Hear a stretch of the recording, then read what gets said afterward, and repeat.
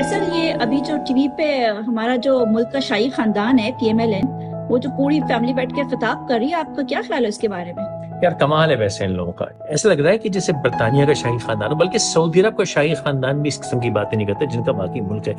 नस्ल दर नस्ल ये मुल्क इनका है, ये कौम इनकी रहा है, इनको ये मुगालता हो गया।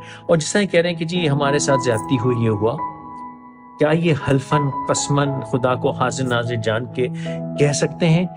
कोई खड़ंच नहीं किया मालशाल। तो इट्स वेरी ऑड।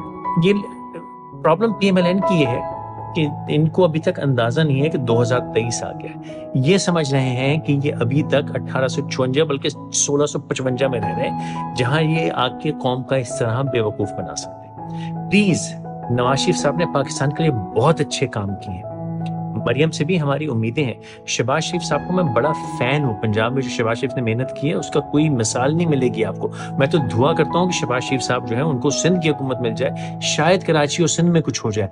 लेकिन इस किस्म की हरकतें माजरत के साथ कोई क्लास नहीं है, कोई फिनेस नहीं है। और आज के जमाने में लोग ये नहीं सुनना चाहते।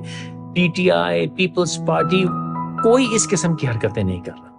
ये इनको चाहिए कि इनके जहन में जो ये चढ़ गया ना कि ये सऊदी बादशाह हैं या UAE की बादशाह हैं या शहनशाही शाही खानदान है, जब नस्ल दर नस्ल ये कौम जो है ये हैंड ऑफ की जाएगी, मुल्क उनको हैंड ऑफ किया जाएगा, आगे पास ऑन किया जाएगा, इससे निकल आए। अब डेमोक्रेसी है, बहुत जबरदस्त डेमोक्रेसी है, खतरनाक डेमोक्रेसी है। अब अवाम सख्त सवाल कर रही है और अवाम का हाथ खुल गया है, जुबान खुल गई है। तो ये ना करें, वरना मुझे लगता है कि आने वाले वक्त में PML नुकसान उठा सकती है।